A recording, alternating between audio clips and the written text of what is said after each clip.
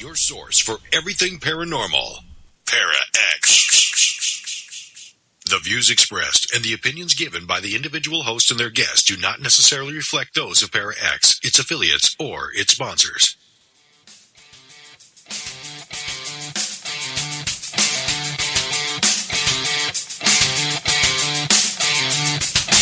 Supernatural.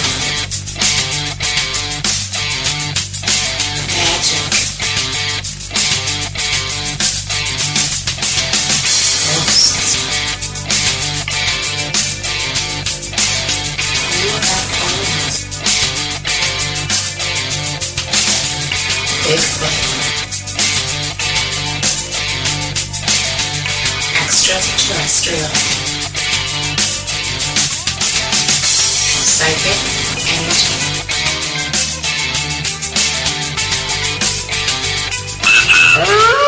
The Calling. And good evening, everyone. This is Jerry with The Calling, along with Kimberly Juarez and Willow Le Marchant. I love saying that. You're really saying it, Jerry. Yeah, you learned. I know. Yeah. Finally, I've learned. I just let it roll out. Roll the tongue. I think roll of it the like tongue. being drunk. Well, Le Marchant. Juarez. That's just stupid. I'm sorry, that's funny. Oh my God. So we had a power outage here, which really sucked. And about maybe 20, 25 minutes ago, some of the buildings here at the apartment complex finally got their power back. And it's like, wow. And I just seen an email just come through saying your power should be on shortly.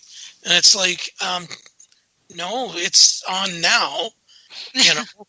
And, you know, if other people just have a computer, you know, or not looking at their smartphone or something like that, how are they going to know, you know?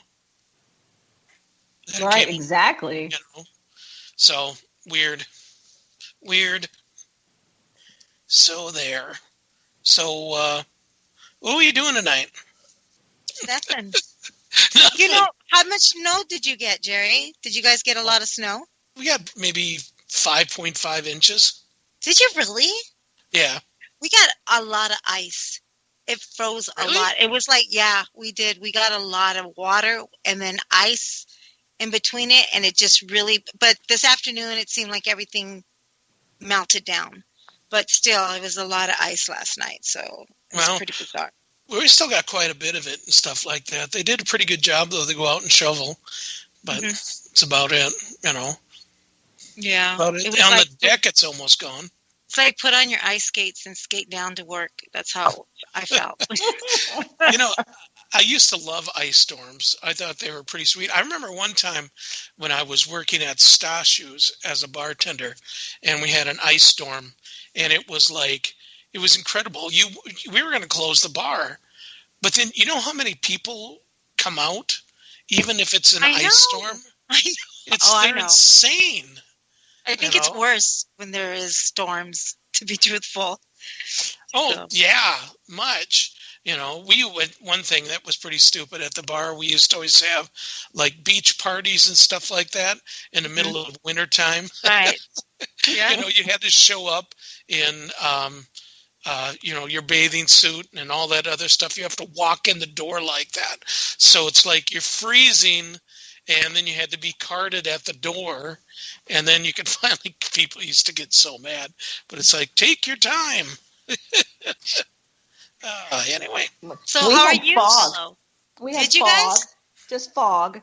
That was the that's kind of, could you imagine in New Orleans, it's just all over, and it's like, oh, I could imagine that'd be so cool to look at. I don't know. I went out into my garden. Did you? Got pictures in the fog, but it doesn't really come out like fog. It comes out like dew. So it's a little disappointing. But pretty flowers. You know, I would say, you know, if you're in the French Quarter and stuff like that, isn't that where all the graves are at and stuff? No. Oh. Actually, there are no cemeteries within the French Quarter. It's on the outside of the French Quarter. Oh. Because the French Quarter was the original colony, and it was the rampart, which was the edge of the colony. You had to go outside of that to bury the dead. So there was none put inside the French Quarter. Well, they had one, but they moved it out. You know, we should just do an episode of just New Orleans and learn. We could learn, each one of us learn something. Of course, Willow knows all kinds of stuff, but that would be a great show. I'm just saying. Actually, yeah, it would be a great show. She'd be correcting us left and right. Right. That's why. Heck, you know, this is the real story. No, actually, you know what's funny? We hear so many versions of the different stories from every different tour guide. Like, nobody has it straight. Nobody. It's like, I'll be walking down the street, I'm going, that's not right. You know, every time I pass one, you know. I have one. Wow. I have a question, Willow. Yeah. Is it true that under the stadium, the football stadium, could there be dead people underneath it? That's what I heard with my tour guide. Yeah. Are you Because serious? that's why. Yeah, they've moved a lot of cemeteries, but they didn't move all the bodies with the cemeteries. Yeah, that's and what I wouldn't doubt it. That's why it's called Saint. Wait, the Saints or something like that. That's something to do with the name. I don't know. Yep. But, No, they just except I just think they think that the football team is just, you know, holy. That's all. And we do have the oldest church here. We do have the oldest Catholic. So how do you in think? Operation? Oh, really? Oh, I didn't even know that. I need to go It's see actually it burned down like twice, and they rebuilt it a third time, but now it's the cathedral, the St. Louis Cathedral. Oh, that's And right. Yeah, a lot of dead people buried in there, let me tell you. Oh, yeah. See, there you go. See, we're going to start an episode. No, Our next show. If everybody could have just seen Willow's face when she's talking about all the dead that are buried, she has this crafty face, that big Cheshire Cat smile. Oh, yeah. You know, it's like, okay, she got a little excited there. What the heck? Let's talk about the dead, shall we? Yeah, well, that's what we're going to do. I talked to them today, so, you know, let's talk about them now. Well, that's our topic of the show tonight is what makes a spirit go bad? Murder, torture, suicide? What do you think, Kimberly? I think, well, the definition of evil, because I think you were born bad in some people. I think that, you know, because there's like little, things like you notice your son kills a lot of things, or you notice your daughter doing a lot of things that may not, or they're kind of like, you know, screaming and taunting because they don't want to go to church. I don't know. There's a lot of little things that I believe. So that would make them go bad if they No, die? but I'm just saying. Because let's think about it. If you're going to go bad, it's part of the evil part, correct? I mean, let's think about it. If you're going bad, you know, it would be that, you know, little by little, you know, that's what they say, you know, like, what's his name that killed all those men? I don't even know their names, like Gacy and all them. A lot of the times they were very isolated. They never hung out with certain people. They were very different than other people. A couple, you know, they did have this normalcy life because they pretend to be this normalcy, or they killed a lot of little birds, so those are the little things you have to think about, you know, when some of these, you know, murderers start turning in that sense. I don't think it's you're evil instantly. I just think there's a way of, you know, little by little. I don't know. Well, I don't know. What do you think, Willow? Well, what I would say is, I guess if you're a sociopath like the serial killers in this life, correct. You know, or even a grumpy old man. I always tell people, they're like, well, what if we run into a really dangerous, nasty spirit? I said, well, if they were a grumpy old man in life, they could be a grumpy old man in death. Okay. Correct. I believe that. Right. If they were a sociopath, then maybe their spirit is really twisted. and and they might be afraid to even leave this plane of existence, and that they'll get stuck here. And if they're stuck here, now you've got a really nasty spirit that I wouldn't want to deal with, and I'd be trying to get rid of them. Okay. So do you think, Willow, I mean, do you think that these people could have been bad in life before? Because there's a lot of, I believe in like reincarnation. Yeah. And they come, like, I feel like sometimes whoever your higher power says, okay, we're going to put you back on Earth, and let's see how good you do this time. You know? Yeah. Well, yeah. You know what I mean? They give you that, you know, the higher power gives them that chance after they killed so many or tortured so many back in their past life, way back in the 1800s or, you know, or 1700s, medieval times. So they keep these people that are evil, they keep coming back. Do you believe that? Do you? I think that's a possibility. Because obviously if they've done all those things in this lifetime, well, then have they learned their life lessons? Because we're going to keep coming back till we learn it all. So we are evolved, right? And we're no longer harming others. If we think about like the Bodhisattvas, like Buddha or Christ, that, you know, don't have to come back because their spirits have evolved to a level that they no longer have life lessons. They come in to help others. In that case, I think if you start down here at the sociopath level, you got a lot of work to do to get up so that you don't have to be reincarnated. So I've run into a lot of negative spirits, and I run into spirits who are not so negative. So, you know, I don't know if some of the nice ones were bad at one point. I actually decided to reach out on this question, and I reached out to like Bobby Sullivan, Reverend Michael Schrader, and a few others to ask them this question. And actually, I was quite surprised to find that both of them kind of thought that it could be somebody who has not just mental issues, but also physical issues. You know, be it in a wheelchair or be it where they were never able to do certain things that some people could do. And I said, why do you think that? And they said, well, because if you have a person, well, number one, you have a person that's murdered.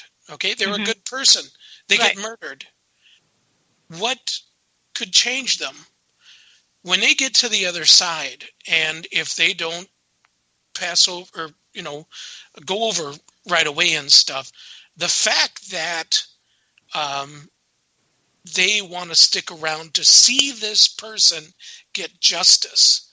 But if they follow around with their relatives and everything else, and nobody's doing anything, nobody's not doing anything, that it can eat at them so bad that it can bring out being bad.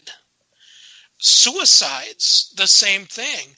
That, you know, they've committed suicide. They have heavy guilt from it. There may be a reason that they did it, and yet they didn't get the satisfaction that they thought they were going to get. So now they're extremely bitter. They're completely upset. They can't focus on moving on.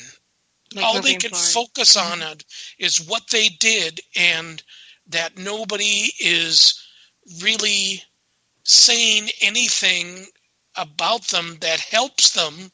You know what I mean? Right. And the same with people that that are just all around good people, and they just keep asking the same questions. Why? But yet they're not passing over, and they see certain things happen, such maybe like their son or their daughter, are now have moved on. They have a new, person, a father figure, or their wife has moved on to somebody else that is treating them poorly, but yet they stay with them. and they just get so upset that sometimes not really the evil part, but the easy part of not trying to find themselves comes out, and then they can become evil. You know what I mean? Yeah. I don't know. Ahead, I think it would be more like they would become frustrated rather than evil. You know what I'm saying? Frustration can lead to being more and more irritated. Hostile, they could be and malevolent angry. and very hostile. Evil, they could possibly, if a spirit, and again, this is all people talking, and there's no real science to it. Right. We know once we die, exactly what's going to be there. And that's the scary thing about some of this stuff. It's like, now that we're talking about, because people don't really talk about this. Right. They talk about, the poor person had died and stuff like that. And then they kind of leave it at that. But, once you get on the other side, maybe it's a little bit more involved than what everybody thinks. Like, I know the Catholic belief, and, it could be something that's really harsh that, that just somebody just can't handle. Right. Steve had said they could be banned to hell. Well, that's another thing too, is, they could be, but it doesn't mean that, Lucifer is going to come up to them and say, come on, I got your back. They can still say, be gone with you, demon. They want nothing to do with you, but yet they're stuck in their own loathing. Well, that's where purgatory comes in, because purgatory is like a waiting area when we pass on. I mean, this is a Catholic belief, and I mean, correct me if I'm wrong, but purgatory is when somebody has not yet gotten there to heaven, to the part where their beliefs or their strengths of being Catholic, or just in people in general. So there is a place of waiting, and sometimes they call it purgatory. And a lot of the times, it's still giving you a chance, like for people to pray for you, and people you're still in that waiting period. So sometimes I feel like even when you're in that waiting period, you're still able to come back to earth and be able, as a different person, or however God wants you to come through. But I mean, I still feel like you got that chance still, even if you're in purgatory and people are praying for you, and you're still trying to get it to heaven or wherever, to your higher power or whatnot. I mean, like, there's a lot of different beliefs, so nobody get crazy on me. Hold on. It's just a sense of what people are saying. I mean, first off, isn't it purgatory? Purgatory, yeah. Okay. Yeah. Sorry. Because, right away, the first thing I thought of was pierogies. Oh, pierogies. Kimberly Sorry. Nicole eats those a lot. Okay, so let's go back serious. I'm sorry. Now, Karen had said people become bitter and angry in life due to frustration and disappointment and disenfranchisement. And that leads to acting out in ways that are perceived as evil. I believe that. That's really a good one. And Steph saying, which in fact, hell. Which is in fact hell. Right. That's their own hell. I know that some of you guys out there that are not ultra religious, but are religious enough to where, to me, I think the Bible, is more of guidelines. Sorry, that we're supposed to be, but I don't think that a lot of people, subscribe to that way. Mm-hmm. There's so many different ways out there, but I really different believe religion. There's so many different types of what they're even. They have a definition in the Bible that tells you what evil is. So I mean, everybody has their perceived by Catholic. Right, correct. Okay, CC said, I thought the Catholics did away with purgatory. No, I think we still, because we just prayed for people who are in purgatory, Day of the Dead.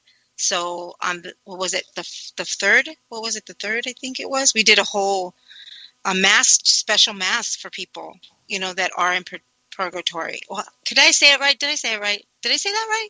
Purgatory, you did that. Purgatory. So, anyways, so yeah, so I don't think we did do it. You know what I mean? Completely wiped it out. Go ahead, Willow. Okay, I'm coming from a completely different angle here because I'm pagan and let it rip, a witch. Tater Chip. Okay, so number one, I don't believe in hell. Okay. I've even listened to interviews of Catholic priests tell us that hell was created and put in the Bible by men to control the masses. So I don't believe in hell. And from all the spirits that I have worked with to either help them cross over or just communicate with them for their loved ones on this side,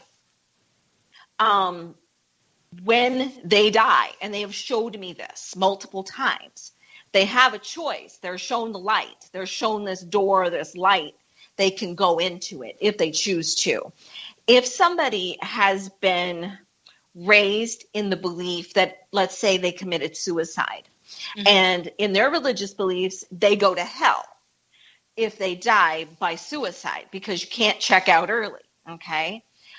However, if they believe that, they won't go into the light. And now they're being traumatized, and they're just beating their spirit up over and over again because they're afraid of what's on the other side. I've had to work with them to explain to them that they're not going to hell because all they have to do is accept the fact that they're going to have to come back. They're going to have to live their life lessons. You don't get to, it's like dropping out of school. You're still going to finish someday. See, one I way like or Willow's. another. I like your way better, Willow. You know what I mean? I'm just saying. The less traumatizing. Right. Okay. Right. But it's only because of what they've shown me since I was 3. It's like I can only tell you what I've seen. I think that's probably why I left the church, because I couldn't wrap my head around what they were telling me and what I had already been shown. Correct. Okay. So that was my issue. Mm-hmm. So can I tell you guys something? So I'm just saying it because now that Willow's talking about that. No. Well, listen. So one time I was like maybe about 13, maybe about 14. Okay. And I had a really serious surgery. And I think my mom told me that I almost died. I think this is the time that I almost passed away on the surgery table. Well, anyways, I was in such dose of pain medication. A lady kept coming in, a nurse, and she kept coming in and she kept giving me the medicine. She kept putting in my IV. All of a sudden, one time was in so much pain, I woke up and I was like, oh my God, screaming to the top of my lungs. And then I just said, I can't handle this. I can't handle this. She knocks me back out. Okay. She knocks me back out. All of a sudden, when she did it, I felt like I was going all the way down to a pit. I am not lying. I felt like the heat of all heat. I felt like there was these demonic creatures pulling me down from the bed, like if it opened up. It was really bizarre. And I don't know if it was that, but then all of a sudden, it seemed like it lasted forever. Like I couldn't get out of it. I was dying and dying. Like I just knew I was dying. I felt like I was dying. And they were pulling me and pulling me in and pulling me in through this heat of hell. And all I could see was this red heating element, like just glowing. I don't know. It seemed so bizarre. And all I know is I woke up. And my mom's like, oh my God, you were so gone. You were going unconscious. And I said, what? And I guess they almost did it like it was like an overdose of some sort. And I was dying. I was literally dying. And that's where I was going, was to hell. So that's my thing is so I believe in that there could be in that sense, because I know I wasn't evil, though. I know I wasn't bad. I was just a kid that did have a surgery. I do have Blunt's disease, a deformity of the bone in it. I'm handicapped. So I don't know, so I don't know if it has to do with that. And I just wanted to touch base on that because I know what I felt was so real. Was that a dream? Could that? I would say that most likely because they gave you the overdose, that you went into a very negative dream state. And because you were raised in the belief of hell, right, and you were probably very frightened of having the surgery in the first place, that I think all of that contributed to that nightmare. And I believe it was a nightmare. And it feels like a dream lasts forever. Technically, they only last like 10 seconds. But it'll feel like it's lasted forever. Yeah. So my mom said that I was dying. And I've died on the, and I think that's where my abilities come in. I've died on the surgery table before. And then, but this was like when I was in the bed, recovering basically. It was like the second night, I think, of a recovery from a major surgery. But I mean, I guess that's what it was, but that I was overdosed, but I felt like it was so real, so real. So sometimes I'm like, oh, I don't know, Willow. Maybe it's still out there. I don't know. Well, when it comes to, like Steve here says, I believe the power of evil entity can be bind and made neutral only by the prayers of God. Some people do believe in that. I do think there's a waiting area. Some call it different things. Even Buddhists have a similar area. Karen said that. Some people don't believe that. Some people do. One thing, about death and stuff. My brother Jimmy died many years ago. I was, how old was I? I think it was around 12 or 13. I remember I was at my father-girlfriend's place in Bemidji before we went down to Rochester. And Dad got a call, and my brother Jimmy was down here at the U, and he's hydrophysalis, water on the brain.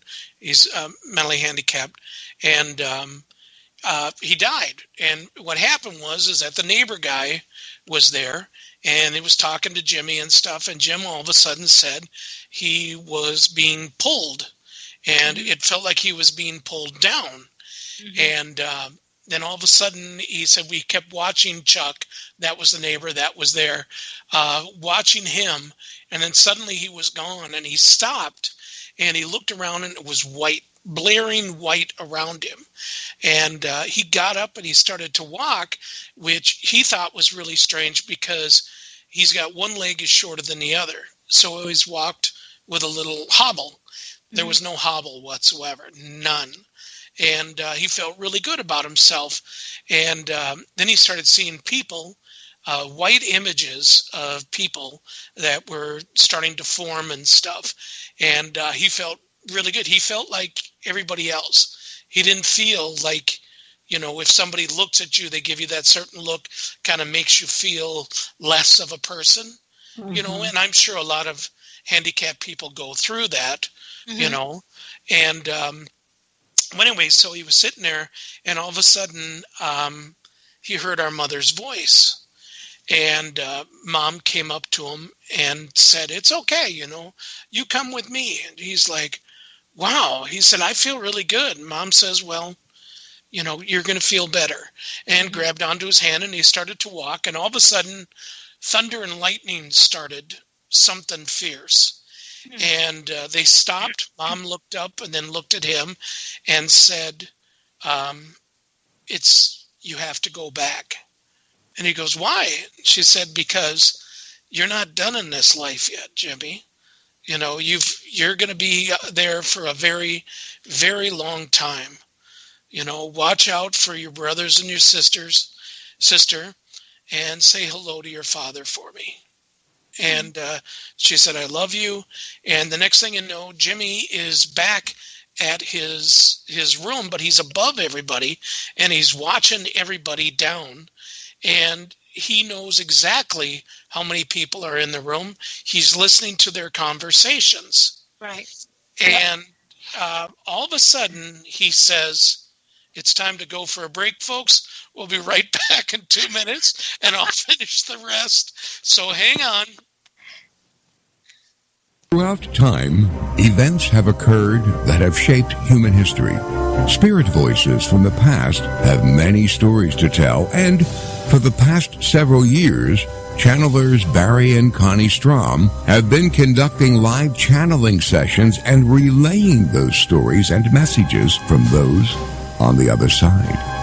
We invite you to tune in to Barry and Connie's new show, Channeling History, on the ParaX Radio Network every Sunday night at 9 p.m. Eastern as they relay the messages of those voices from the past, the ones who have witnessed history firsthand, and those who have made history themselves.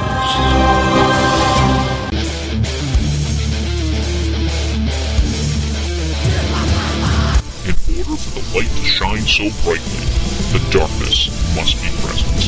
Tune in every Monday at 10 o'clock for Dark Sun Rising on the ParaX Radio Network.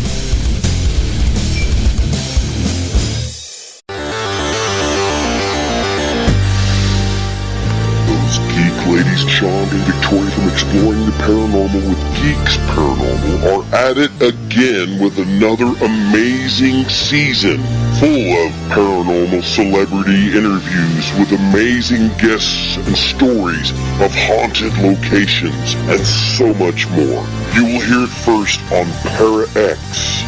Tune in Wednesday nights, 8 p.m. Central. You will not be disappointed.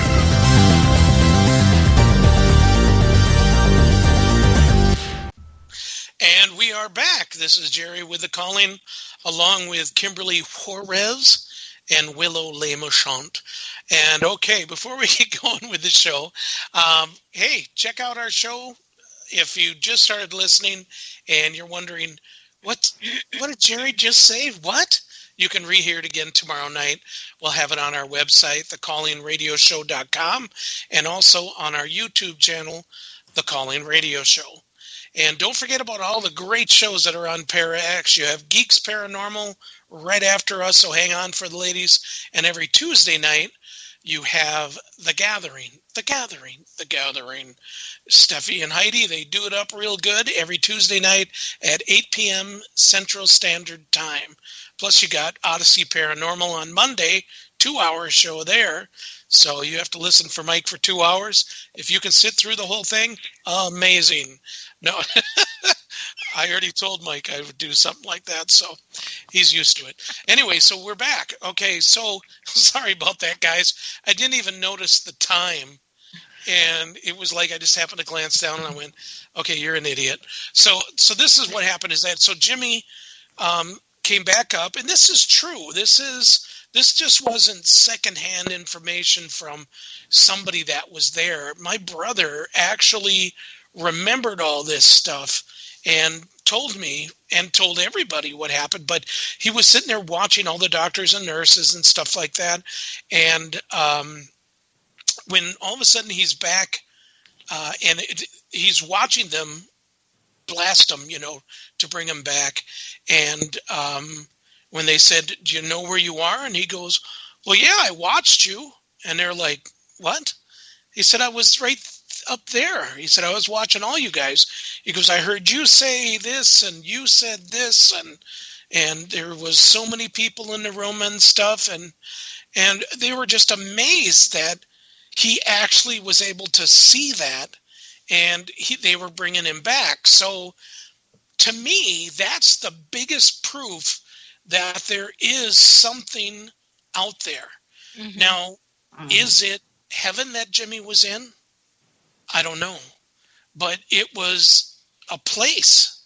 It was a place to meet your loved ones and go on. Right. And yeah. It's like, but still, if a person, I just wish we knew, without any of us dying, that what's going to happen when we die. be it if we're murdered, we die of natural causes, or we die of suicide, which that brings up a point. So in your type way, being a witch, Willow, what's your thoughts on suicide? I have had the opportunity to talk with suicide victims who are stuck here and others who have crossed through. Today I talked to one who had crossed over. And because they knew there was no hell on the other side. But there have been some that I've had to really work with to help them cross over because they were terrified of what was on the other side. And the longer they're here, the more bitter, frustrated, angry their spirit becomes. Okay. And some of those spirits had been acting out, causing trouble in different people's homes, trying to get their attention. Hey, I'm not gone yet, kind of thing.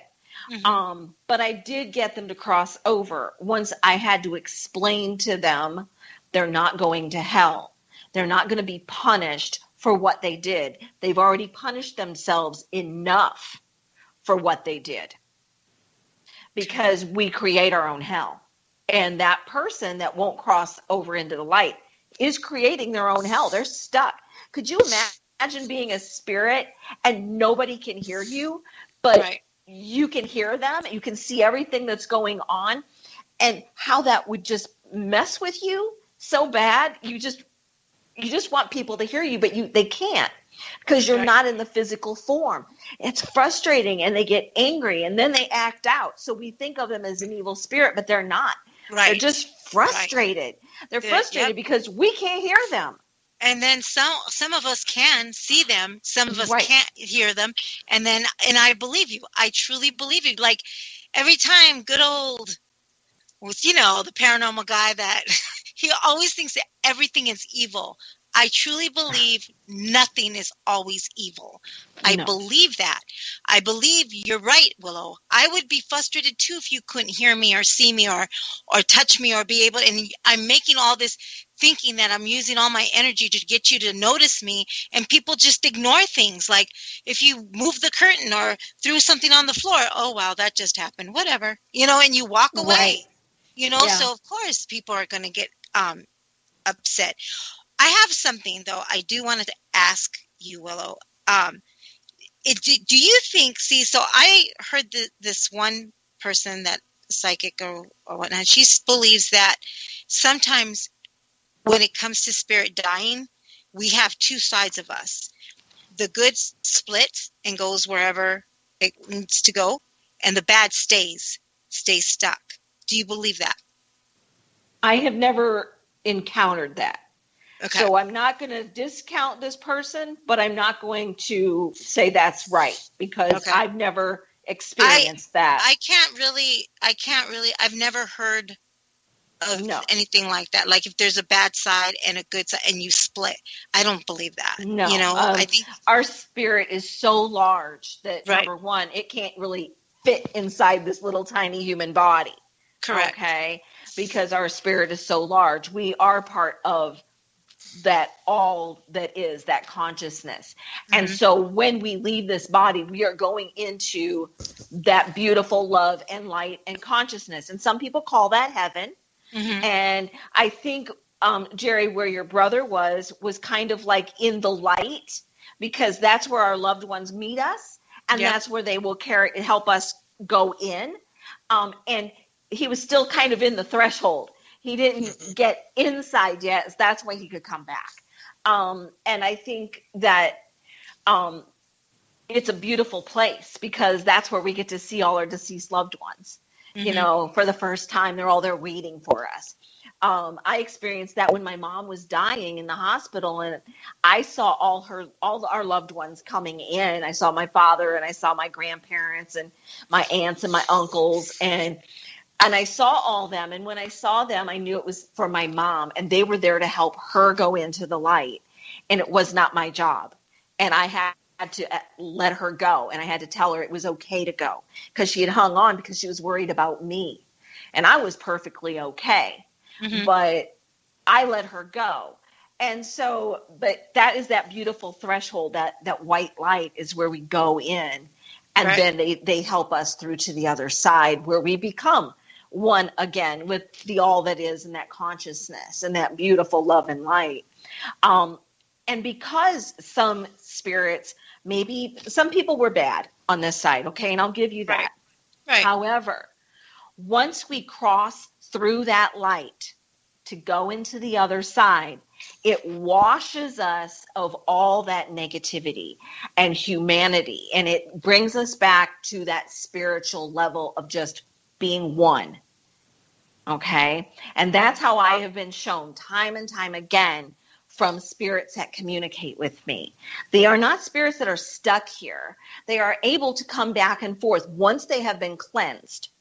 And they will only communicate with me on the level of who they were in this lifetime, so that I can communicate with them back and forth and be that medium for their loved ones, because they're not going to understand who this person or being was. No matter, I could look at all of their past lives, but that's not what they want me to show them. They want me to show their loved ones who they were, so that they know they're okay. But I think it's beautiful that your brother had that experience.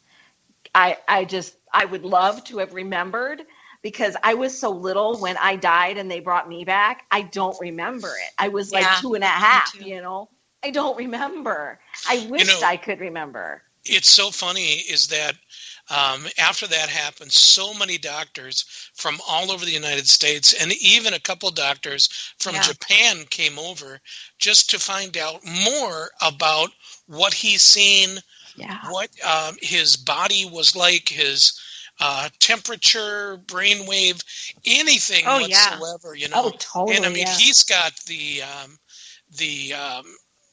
brain capacity of only like a 5 to 7 year old. He could write his name, and I remember one time when Casey was little, and they were sitting on the couch at our house. Jimmy came over to visit, and he was trying to read a Dr. Seuss book to Casey, and he was having a very, very hard time. My brother's older than me by about 4 years, so he's in his 60s, and Casey knew he was struggling. And Casey, kind of looked at him and stuff, took the book, and she just kind of patted him on the leg, and she said, "It's okay, Uncle Jimmy. I'll read it to you." And I just, oh my God, my heart just melted at that point. But, the whole thing of that experience right there, and if I mention it to him, the only thing I have to say is, do you remember when the neighbor Chuck came and visited you and you were like in a tunnel? And he'll tell me everything exactly Do the T. like he's done before. He'll tell me who the nurses were, if he knew their names, what they did, where they were standing, the one that there were one in particular he told me about that she must have been new. This is what I'm thinking. He didn't say he thinks that she was new, but she stood in a corner with her hands, with her fists together underneath her chin. And the only thing I could think is that's a fear pose. Yeah. This might have been her first experience in a room like this where someone's dying. And it kind of scared her. And, it's pretty amazing, especially what you see. Like my father, meat old cuss. Anyway, Bemidji, Minnesota, he had, what do you call that? Well, he had sort of like a stroke, a clot, blood clot in his lung. And they were giving him too much because he was always taking Oxycontin for chronic pain. Well, they were giving it to him, but they gave him way too much. Oh, yeah. And so he almost died. He was like comatose. Yeah. And when he did start to come back and stuff after, believe it or not, Bemidji doctors are stupid, because I said, cut down. You're giving him too much, you know, because I remember Dad saying that if he was to take as much as what they had, you know, it would be too much. You know, it'd probably kill him. So they did.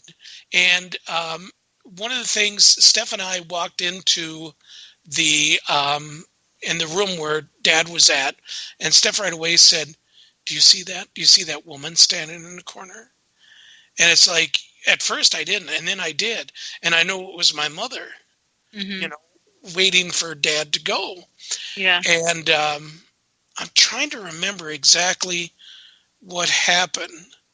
Oh, Dad woke up and said to the doctor about something about his wife standing there or something.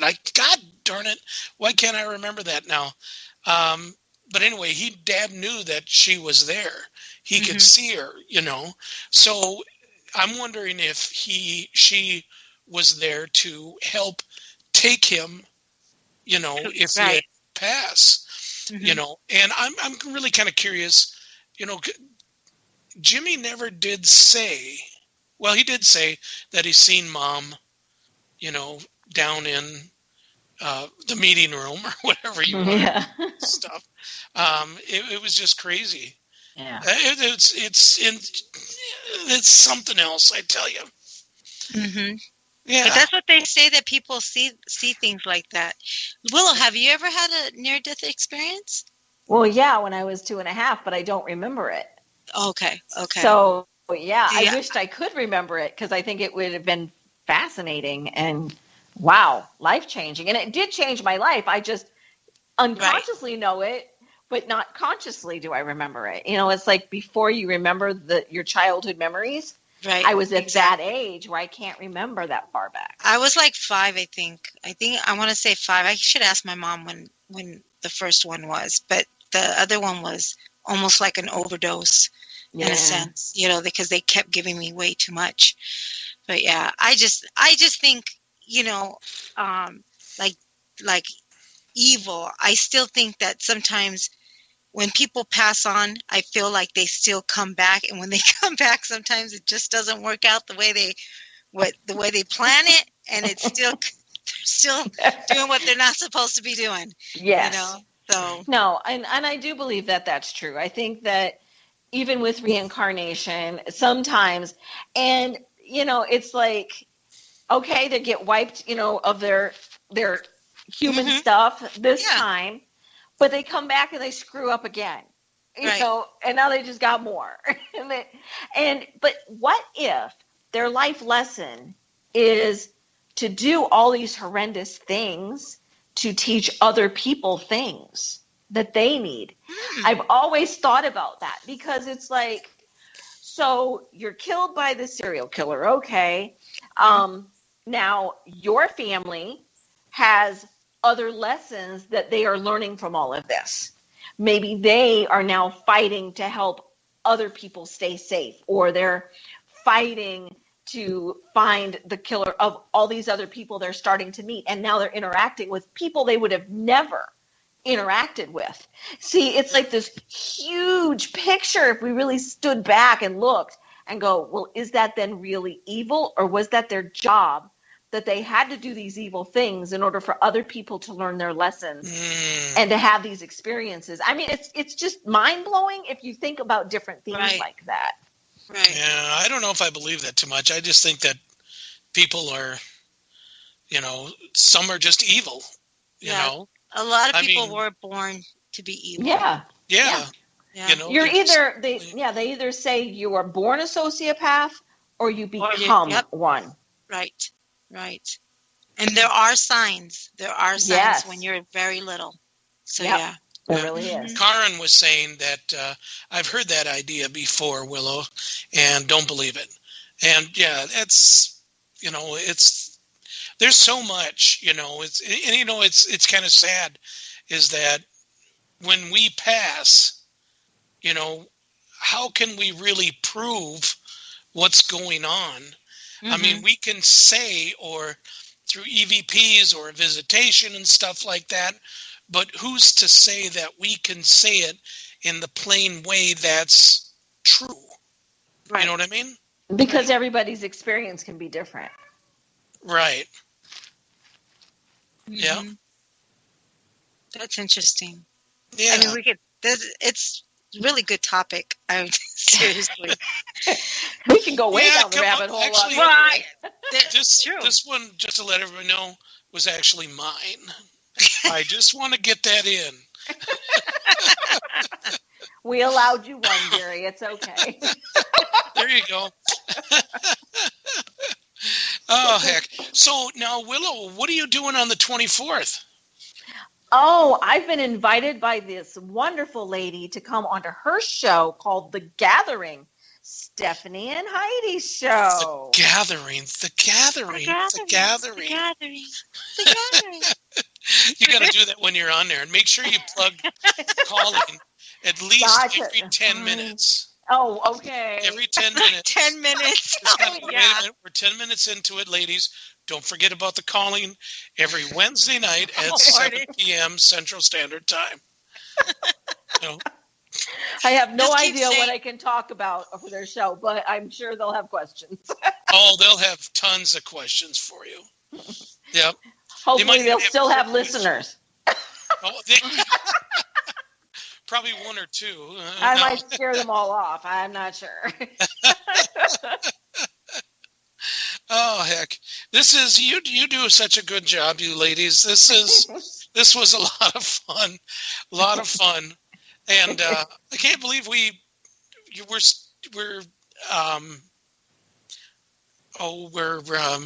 you know what, I guess wait a minute, hold on a second. So you never did answer me, Willow. Suicide. Mm-hmm. Evil, bad, understandable, not understandable. They're not evil. Okay. Right, but I mean, They're frustrated. frustrated, right? But is it understandable or is it not understandable why people do it? Or do you think that they're selfish? No, I don't think they're selfish. As a matter of fact, what I have found were many times the deceased person or spirit that I come in contact with, what they tell me is they felt like the world would be better without them. It wasn't selfish. They were actually thinking they were helping their loved ones so that they didn't have to deal with them anymore. And so I don't think that, it is a selfish thing. Right. Kimberly has something to add. Kimberly? Yeah. Well, and now too, the Catholics, they do believe that it's not evil as well, that this person needed help. They needed, so they do extra praying and stuff like that for that. So it's not, you're right, Willow, it's not like, it's just, there's a mentality there in that, they feel like it's true. It's so true that they feel like, they need to move on. They're not, they're useless to their family and that they'd be better off. So, yeah. Possibly, but I think at the same time, I mean, many older Native Americans back in the day and stuff like that used to do it because there was a purpose for it. And the purpose was too many mouths to feed in a household. So they went out on a honorable. It was honorable to do that. Yeah. The oldest of the young kids too sometimes would do that. I really don't think that it's selfish. I think at times, people they get to the point where they're rock bottom and there is no way out of it. A lot of people say that there is a lot of ways that things can happen, that they can make happen, or there's always something out there that's going to make it so that they can keep continuing on. But I really don't believe that. Oregon has the right to die. I know a lot of states do, but the right to die is because if they have like cancer or something like that, where they're dying and stuff. And if you're living there for, 6 months to a year or something, you have that right to do that. That one young woman did that when she was terminally ill, and she wanted to die. She wanted to end her life because she didn't want to put it on to her family to have to watch that. Right. And, I actually do agree with that. Steve B saying, but it's a cop-out choice to commit suicide. Not actually. It depends upon what's really going on. Yeah, you have to see life. Yeah, you have to open up and say, okay, this is what that person was going through. This is what happened. The family. There was just a recent one out here somewhere that the man truly believed that he wasn't helping his family at all. He couldn't find a job. He couldn't do anything. He felt impact. And in reality, you're right. It really made it worse for the family because he wasn't thinking.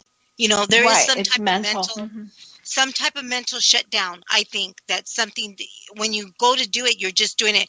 And even I heard about this guy who tried to jump off a bridge. He said the minute that he did it, he thought, what the hell did I just do? They always do that. So, well, not all of them, like we say, Kat, they believe there's no other way. And in your life, because you have a terminal disease, isn't suicide so much as choosing to go sooner than later. Agreed. Karen, no other reason, no one reason for things. Exactly. Yeah. This is a serious topic. And if you've seen Kimberly right now wearing cat's ears, it takes away from some of it. I know. I'm so trying to be. I'm sorry. I'm sorry. No. Leave him on. I was just making you guys laugh, but I didn't know we were going to go into this subject. Well, this was all part of it, Right.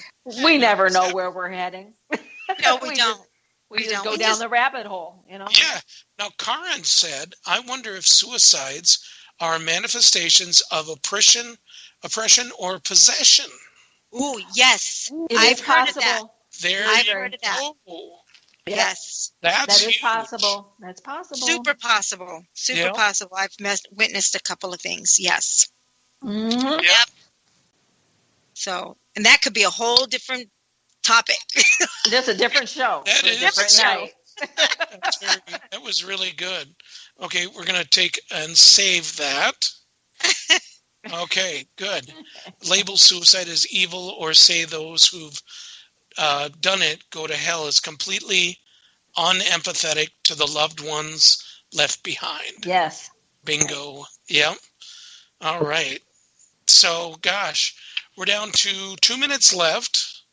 And again, everybody, The Gathering, every Tuesday nights at 8 p.m. Central Standard Time, 9 p.m. Eastern Standard Time. Willow will be on. And Willow, right away, do the Gathering theme song. 3 times. The Gathering, the Gathering, the Gathering. Now, next week on... I'm going to advertise first for The Gathering. Howard... no, why can't I remember his name? This is terrible. Howard Garrett of the Orca Network is going to be on. And I remember when he was on last time, this time he's going to be talking about all the orca babies born and stuff like that. And it's really interesting, you guys. So make sure you hit that. That's next Tuesday. Okay. Next Wednesday, Latrina is going to be on. She had written a book. Latrina is a friend of mine from Facebook. I was on her radio show one time, and she is Latrina. I had to look up her last name. For some reason, I couldn't remember it. So Latrina Terry Brown, and she's got a new book out. She just wrote. She's also a psychic medium. She's from Greenwood, South Carolina, and she's got a cute little accent, and she's going to be on, and that should be a pretty good show on that also. So, okay, guys, we're down to it. This is the end of it. Thank you, Willow. Thank you, Kimberly. Thank you, everybody, for tuning in. Thank you, Para X. Sarge, you're the best. And for the troops, God bless you. And all of the veterans out there, hey, awesome job, guys. Thank you. Yeah, thank you. Thank you.